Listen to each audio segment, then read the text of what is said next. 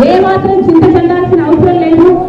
ఉల్లికే కాదు, మిరపకైనా లేకపోతే వేరే పంటలకైనా పొగాకుకైనా చంద్రబాబు గారు చెప్పడం బయట విదేశాలలో నుంచి కూడా ఆర్డర్లు తీసుకొస్తామన్నారు.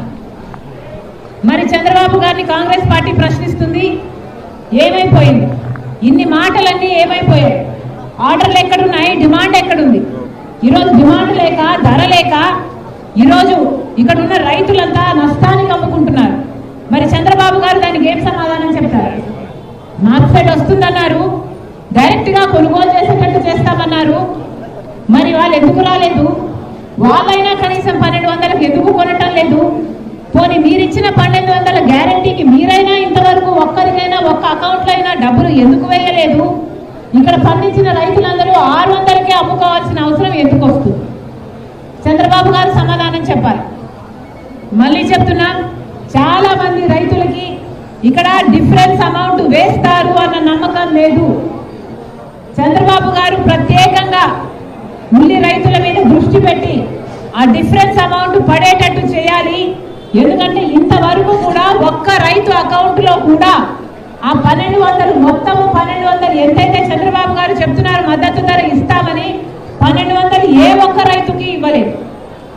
నిన్న కూడా ఇక్కడ చాలా స్టాక్ ఉందని చెప్తున్నారు, ఆ స్టాక్ నంతా దాచేశారని చెప్తున్నారు.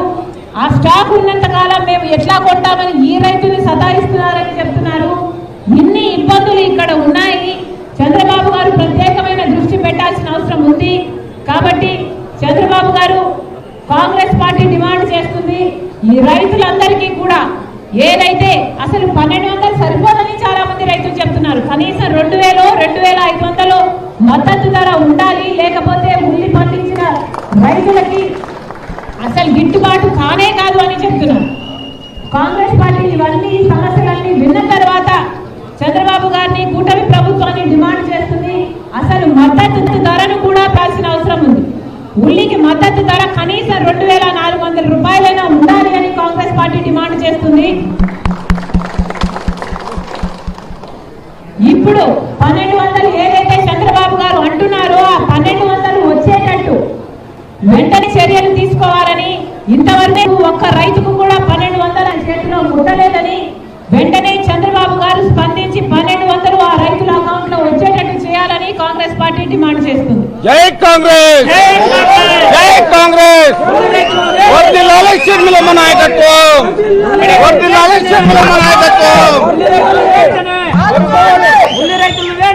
ఆడుకోవాలి.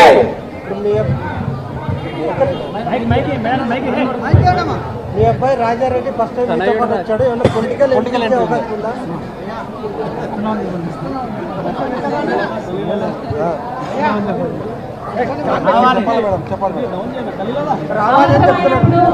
రావాలని చెప్తున్నారు. రాజారెడ్డి గారు ఆంధ్ర రాష్ట్ర రాజకీయాల్లో తప్పకుండా